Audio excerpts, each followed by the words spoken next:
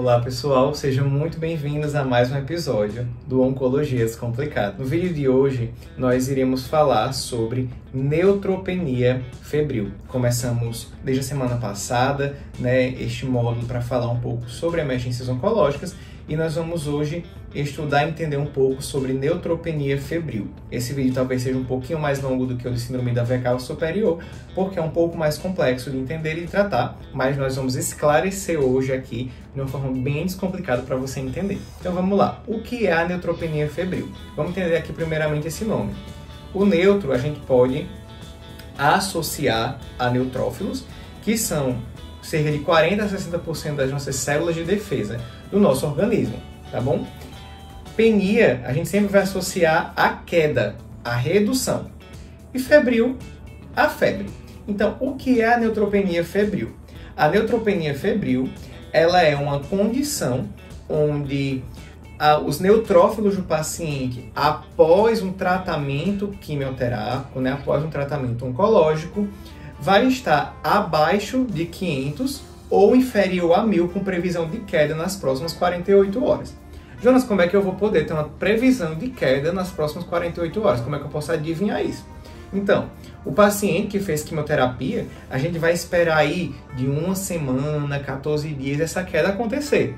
Porque se o paciente está fazendo principalmente tratamento quimioterápico, e se é um paciente, por exemplo, com a malignidade hematológica, onde a gente tem a certeza que as células de defesa desse paciente vão cair, que os neutrófilos vão cair, então a gente consegue prever que este número, se está em 1000 e ele está no 5º dia após o tratamento, então muito provavelmente essas células de defesa vão cair mais em 48 horas, tá certo? Então a gente consegue fazer essa previsão. Então, se o paciente está com essas células inferiores a estes parâmetros que eu falei e ele apresenta febre, então ele está com uma neutropenia febril. 1 a cada 29 pacientes é hospitalizado com neutropenia febril, e aí eu trago esse dado aqui, mas ele muito provavelmente ele é um dado sobre câncer sólido, certo? Sobre tumores sólidos, porque quando a gente está falando de malignidades hematológicas, esse número é bem mais alto, tá certo? Quase todos os pacientes com malignidades hematológicas que se tratam com quimioterapia vão internar com neutropenia febril. E a mortalidade dessa emergência hoje é de 10%. Eu considero uma mortalidade alta, certo? 10%, mas ela é uma condição totalmente tratável, tá bom? E quais são os sintomas da neutropenia febril? Primeiro de tudo, febre, tá certo? Sintomas gastrointestinais podem acontecer, hipotensão, confusão mental, mas nós iremos sempre considerar, primeiro de todos, a febre. E qual é a ameaça? Por que é um grande problema apresentar uma febre? E aí a gente vai entrar em quê? Em infecção. Quando o nosso organismo ele apresenta febre, a gente aprende isso já no começo de curso de área da saúde, febre pode ser um indicativo de infecção. Nosso organismo ele vai aumentar a nossa temperatura corporal para que o que esteja nos infectando morra, mas aí o nosso próprio organismo esquece que a gente pode não resistir a esse aumento de temperatura corporal. Então, a febre pode ser um indicativo de infecção. E se a gente raciocinar aqui, o paciente ele está com as células de defesa em queda e ele tiver uma infecção, isso é muito grave. Ele pode ter uma infecção generalizada, uma sepse, e vir a óbito, e morrer não do câncer, mas da infecção. Por isso que é uma emergência oncológica que precisa de muita atenção quando o paciente está em tratamento oncológico. E como é que a gente trata um paciente com neutropenia febril? Existem esquemas, certo? Cada instituição pode adotar o seu próprio protocolo, porque isso aí também pode depender do perfil epidemiológico daquele paciente, quais as bactérias mais infectam aqueles pacientes. O que eu vou falar agora é meio que um padrão, um consenso, que a gente pode adotar, mas que cada instituição pode fazer suas modificações, outros tipos de intervenções, tá certo? E como é que a gente vai começar? O que é padrão?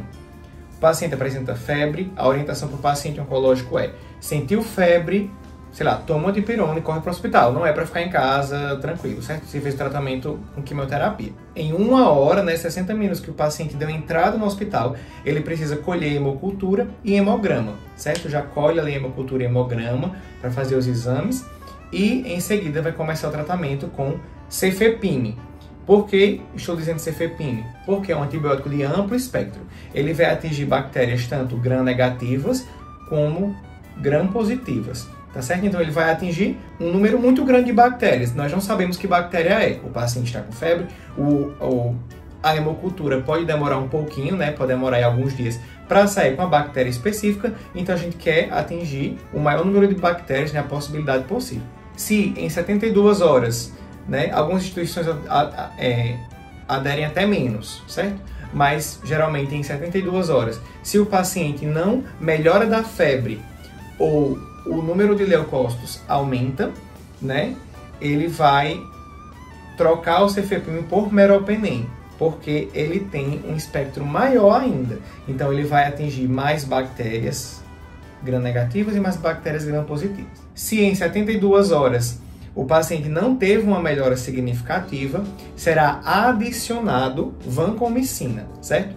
Anteriormente a gente falou que vai substituir, né, o cefepime pelo meropenem, só que nesse caso aqui vai ser adicionado a vancomicina junto com o meropenem, porque a vancomicina vai atingir mais bactérias gram-negativas. E se em 48 horas, né, agora é 48, mas como eu falei, cada instituição pode adotar um outro padrão. O paciente não melhora, vai ser adicionado uma anfotericina B, que é para fungos, onde a gente começa a suspeitar aí de infecção fúngica. E se após 48 horas o paciente iniciar o seu tratamento antibiótico e ele ficar febril, né, a febre cessar, e os neutrófilos ficarem acima de 500, pode ser suspensa a antibiótico terapia, certo? O que é um pouco incomum. Quando a gente está lidando com antibiótico terapia, geralmente em casos normais, a gente sempre espera que o tratamento ele vá até o fim, né? Aquele númerozinho de 5, ou 7, ou 14, ou 21, ou 28 dias. Mas no caso de pacientes oncológicos com neutropenia febril, após 48 horas sem febre e neutrófilo subindo, a gente vai suspender esse antibiótico, para que o paciente não esteja tão exposto constantemente a antibióticos, tá certo? O paciente oncológico ele estará constantemente sendo internado por neutropenia febril, porque ele faz o tratamento oncológico também constantemente, e constantemente ele está tendo essa queda de neutrófilos. Então ele vai precisar fazer um uso de antibiótico com certa frequência, e a gente quer que ele esteja exposto ao menor tempo possível para que ele desenvolva menos resistências.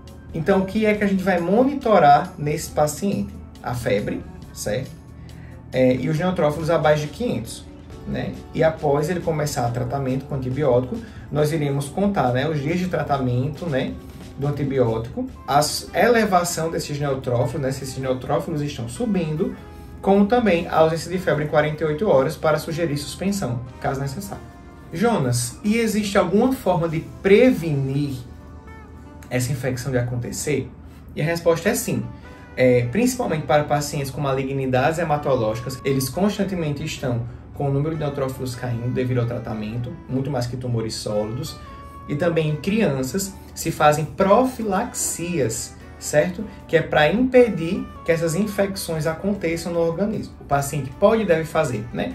Profilaxia antifúngica, que em algumas instituições se usa voriconazol, em outras fluconazol. Profilaxia antibiótica, que é quando o paciente vai fazer, geralmente, a sulfametoxazol mais trimetroprima de segundas, quartas e sextas, embora existam estudos hoje em dia que apontam que fazer apenas um dia na semana também vai proteger o paciente contra infecção bacteriana, né? E profilaxia antiviral, onde o paciente pode fazer uso de geralmente aciclovir para prevenir infecções virais. E também existe um outro medicamento que, dependendo do protocolo, até para tumores sólidos, pode ser feito uso como uma prevenção, que é o filgrastim. O que é o filgrastim? Ele é fator estimulador de colônias de granulócitos, então ele vai estimular o organismo a produzir mais granulócitos, que são essas células de defesa, impedindo assim que, mesmo acontecendo a queda natural pelo tratamento, o organismo ele esteja